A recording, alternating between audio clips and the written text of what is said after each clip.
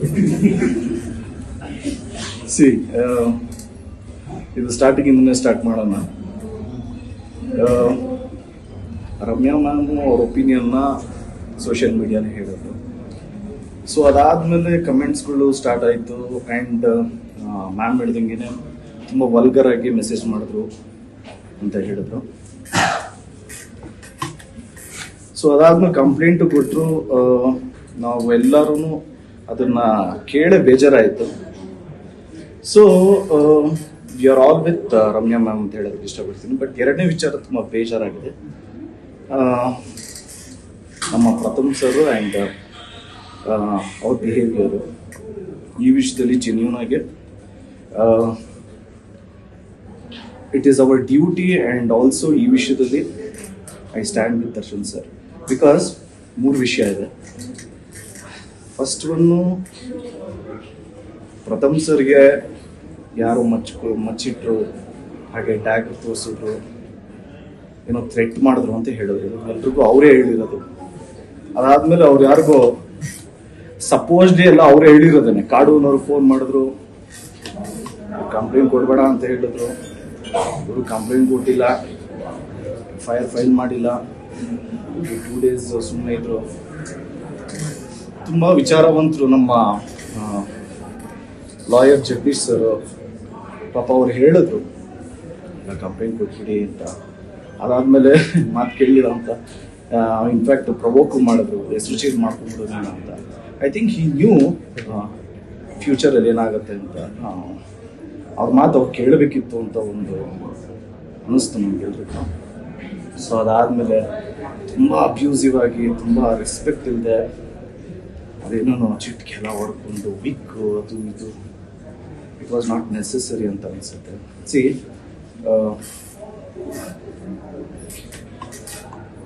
ಎಲ್ರಿಗೂ ಮರ್ಯಾದೆ ಅನ್ನೋದಿರುತ್ತೆ, ಎಲ್ರಿಗೂ ಅವ್ರಿಗೆ ಆದಂಥ ಸೆಲ್ಫ್ ರೆಸ್ಪೆಕ್ಟ್ ಇರುತ್ತೆ. ಯಾರೋ ಒಬ್ರು ಡೌನ್ ಆಗಿದ್ದಾರೆ ಅಂದ ತಕ್ಷಣ ಆಳಗುಲ್ ಕಲ್ಲು ಅಂತ ಎಲ್ಲರೂ ಹೊಡಿಬಾರ್ದು. ಎರಡನೇ ವಿಚಾರ, ಈ ವಿಷಯದಿಂದ ಸುದೀಪ್ ಸರ್ಗೆ ಬೇಜಾರಾಗಿರೋದು, ಶಿವಣ್ಣನಿಗೆ ಬೇಜಾರಾಗಿರೋದು, ಪುನೀತ್ ಸರ್ ಇದ್ದಿದ್ರೆ ಬೇಜಾರಾಗ್ತಾ ಇರೋದು, ನಮ್ಮ ಅಣ್ಣನಿಗೆ ಬೇಜಾರಾಗ್ತಾ ಇರೋದು, ವಿಜಯ್ ಸರ್ಗೆ ಬೇಜಾರಾಗಿರಲ್ವ, ಧನಂಜಯ್ ಅವ್ರಿಗೆ ಬೇಜಾರಾಗಿರಲ್ವ, ಎಲ್ರಿಗೂ ಬೇಜಾರಾಗಿರೋದು. ಅಫ್ಕೋರ್ಸ್ ನಮ್ಮ ಸೀನಿಯರ್ಸು ಈ ಥರ ಎಕ್ಸಾಂಪಲ್ ಸೆಟ್ ಮಾಡಿಲ್ಲ. ಅಂದರೆ ಈಗ ಶಿವಣ್ಣನೇ ಆಗಲಿ, ನಮ್ಮ ಅಂಕಲೇ ಆಗಲಿ, ಅನಂತ್ ನಾಗ್ ಸರ್ಗೆ ಹಿಂಗೆಲ್ಲ ರೂಢಾಗಿ ಮಾತಾಡಿದ್ದಾರೆ. ಸೊ ಈ ಥರ ಎಕ್ಸಾಂಪಲ್ ನಮ್ಮ ಸೀನಿಯರ್ಸು ನಮಗೆ ಸೆಟ್ ಮಾಡಿಲ್ಲ. ಈ ಥರ ಎಕ್ಸಾಂಪಲ್ನ ಸೆಟ್ ಮಾಡಬೇಕಾದ್ರೆ ಆ್ಯಕ್ಚುಲಿ ಎಲ್ಲ ಕಲಾವಿದ್ರು ಮಾತಾಡಬೇಕು. ಈಗ ಇದನ್ನೇ ಸುದೀಪ್ ಸರ್ಗೆ ಯಾರನ್ನ ಅಂದಿದ್ರೆ ಅಥವಾ ಪುನೀತ್ ಸರ್ಗೆ ಯಾರನ್ನ ಅಂದಿದ್ರೆ ಎಲ್ಲರೂ ಮಾತಾಡ್ತಾ ಇದ್ವಿ. ಇವಾಗ ಇಟ್ಸ್ ಆ ಟೈಮ್ ಟು ಟಾಕ್. ಬಿಕಾಸ್ ಇದು ಮಾತಾಡಲಿಲ್ಲ ಅಂದರೆ ಇವಾಗ ಒಬ್ಬರಾಗಿದ್ದಾರೆ, ಆಮೇಲೆ ಜಾಸ್ತಿ ಜನ ಆಗ್ತಾರೆ. ಇದು ರಾಂಗ್ ಎಕ್ಸಾಂಪಲ್ ಆಗಿ ಸೆಟ್ ಆಗುತ್ತೆ. And it is not necessary.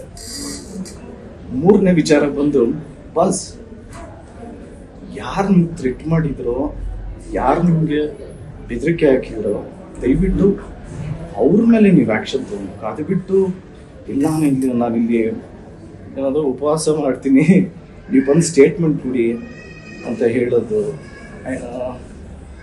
ಇದೆಲ್ಲ ಒಳ್ಳೆ ಬೆಳವಣಿಗೆ ಅಲ್ವೇ ಅಲ್ಲ ಅಂತ ಅನಿಸುತ್ತೆ. ಏನು ಪ್ರೂವ್ ಮಾಡೋಕ್ಕೆ ಟ್ರೈ ಮಾಡ್ತಾ ಇದ್ರು ಅಂತ ಗೊತ್ತಾಗಿಲ್ಲ. Okay, let's think the other way. What if ಅವ್ರಿಗೇನು ಗೊತ್ತೇ ಇಲ್ಲ, ನಿಜವಾಗ್ಲೂ ಅವರು ಇದರಲ್ಲಿ ಇನ್ನೋಸೆಂಟ್ ಅಂತ ಪ್ರೂವ್ ಆದರೆ ಏನು? ಅವ್ರೇನಾದರೂ ಕಳಿಸಿದ್ರ ಹೋಗಿ ಪ್ರಥಮವಾಗಿ ಥ್ರೆಟ್ ಮಾಡಿ ಅಂತ? ಡೆಫಿನೆಟ್ಲಿ ನನಗೆ ಗೊತ್ತಿರೋಂಗೆ ಆ ಥರ ಮಾಡಿರಲ್ಲ. ಯಾವ ಕಲಾವಿದ್ರೂ ಆ ಥರ ಮಾಡಲ್ಲ. ಆ್ಯಂಡ್ ವೈ ಪ್ರಥಮ್ ಈ ಥರ ಥಾಟ್ ಬಂದಿದೆ ಗೊತ್ತಿಲ್ಲ. ಓಕೆ, ಏನೋ ಅವ್ರು ಏನು ಹೇಳ್ದಂಗೆ ಅವ್ರಿಗೆ ಬೇಜಾರಾಗಿದೆ, ಏನೋ ಮ್ಯಾನಿಪ್ಯುಲೇಟ್ ಮಾಡಿದ್ರು, ಏನೋ ಚಿಪ್ಸು ಅದು ಇದು ತಿನ್ನೋದಕ್ಕೆ ಅಂತ ಅವ್ರಿಗೇನೋ ತುಂಬ ಹರ್ಟ್ ಆಗಿದೆ. ಅವ್ರ ಫ್ಯಾಮಿಲಿಯಲ್ಲಿ ಏನೋ ಒತ್ತಡ ಇತ್ತು. ಓಕೆ, ಬಟ್ ಎಲ್ಲದಕ್ಕೂ ಒಂದು ಲಿಮಿಟ್ ಇರುತ್ತಲ್ಲ. ಸಿ, ಇದನ್ನೆಲ್ಲ ನಾನು ಈಗ ಹೇಳ್ತಾ ಇರೋದು ಯಾರನ್ನೂ ಮೆಚ್ಚಿಸೋದಕ್ಕಲ್ಲ, ಯಾರನ್ನೂ ಮೆಚ್ಚಿಸೋ ಅವಶ್ಯಕತೆ ನನಗಿಲ್ಲ.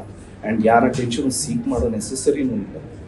ಆ್ಯಂಡ್ ಇದರಿಂದ ನನಗೂ ಏನು ಆಗಬೇಕಾಗಿಲ್ಲ. ಬಟ್ ಜೆನ್ಯೂನಿಟಿ ಅಂತ ಒಂದಿದೆ, ಫ್ಯಾಕ್ಟ್ ಅನ್ನೋದು ಒಂದಿರುತ್ತೆ. ಆ್ಯಂಡ್ ಆಲ್ಸೋ ಈಗ ಮಾತಾಡಬೇಕು ಅಂತ ಅನ್ನಿಸ್ತು.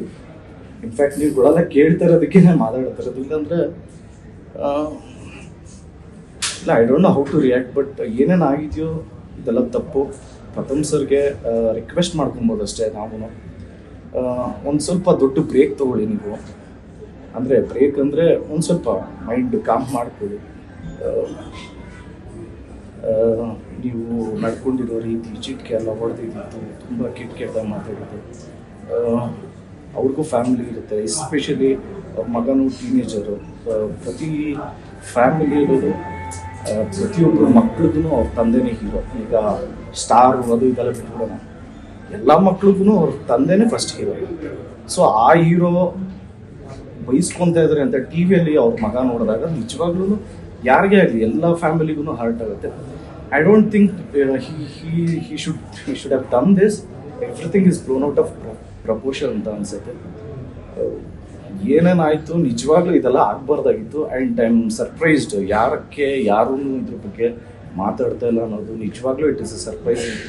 ಆ್ಯಂಡ್ ಆಗಲೇ ಹೇಳ್ದಂಗೆ ಸತ್ಯವಾಗ್ಲೂ ನನಗೆ ಇದರಿಂದ ಯಾರ ಮೆಚ್ಚುಗೆನೂ ಬೇಕಾಗಿಲ್ಲ. And I am being myself. I am real. I am genuine ಆಗಿ ಹೇಳ್ತಾ ಇದ್ದೀನಿ. What is done is wrong. ಸ್ವಲ್ಪ ಒಂದು ನೀವೇನು ಸಿನಿಮಾ ಇಂಡಸ್ಟ್ರಿ ಬಿಟ್ಬಿಡ್ತೀನಿ, ನಾಟ್ ನೆಸೆಸರಿ. ಸಿನಿಮಾ ಇಂಡಸ್ಟ್ರಿ ಬಿಟ್ಬಿಡಿ ಅಂತ ಯಾರೂ ಹೇಳಿಲ್ಲ. ನೀವೇನೋ ಕಾಕ್ಟೇಲ್ ಏನೋ ಮೂವಿ ಮಾಡ್ತಾ ಇದ್ದೀರಲ್ಲ, ಅದಕ್ಕೂ ಒಳ್ಳೇದಾಗಿ, all the very best.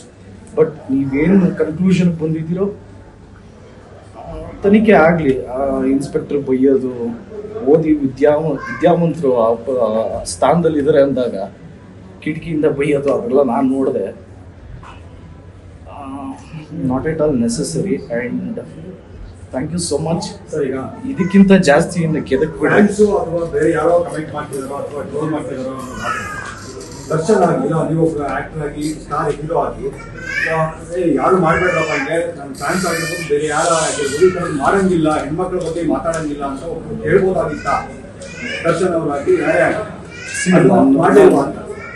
Bro, ನಾನು ಇಲ್ಲಿ ಯಾರು ಮೌತ್ ಪೀಸು ಅಲ್ಲ. ನಾನು ಯಾರು ಅಂದರೆ ನಾನು ಯಾರ ಬದಲು ಮಾತಾಡೋಕ್ಕೂ ಬಂದಿಲ್ಲ. ನಾನು ಅವ್ರವ್ರ ವಿಷಯ ಅವ್ರವರೇ ಮಾತಾಡೋದು. ಬಟ್ ಟೋಟ್ಯಾಲಿಟಿ ಅಂತ ಬಂದಾಗ ಎಲ್ಲ ಆ್ಯಕ್ಟ್ರಸ್ ಜವಾಬ್ದಾರಿ ಅದು.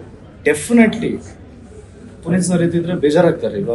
ಆಗ್ಲೇ ಕೇಳಿದ್ರೆ ಸುದೀಪ್ ಸರ್ಗೆ ಇವಾಗ ಏನೂ ಅನ್ಸೇ ಇರಲ್ಲ. ಬಟ್ ಡೆಫಿನೆಟ್ಲಿ ಎಲ್ರಿಗೂ ಅದು ಹಿಂಗಿದ್ದಾರೆ ನಮ್ಮ ನೆಕ್ಸ್ಟ್ ಜೂನಿಯರ್ಸು ಅಂತ ಅನಿಸುತ್ತೆ. ಸೊ ಫಸ್ಟು ಬೇಸಿಕ್ ಅನ್ನೋದು ಬಂದಿದೆ, ಅದನ್ನು ಕರೆಕ್ಟ್ ಮಾಡ್ಕೊಬೇಕು. ಇದರಲ್ಲಿ ಪ್ರಥಮ ಅವ್ರದ್ದು ಏನೋ ಫ್ರಸ್ಟ್ರೇಷನ್ ಇತ್ತು, ಓಕೆ. ಬಟ್ ಇನ್ನು ಮುಂದಕ್ಕೆ ಈ ಥರ ಏನೂ ಆಗಬಾರ್ದು ಅಂತ ನನ್ನ ಒಪಿನಿಯನ್ ಅಷ್ಟೇ.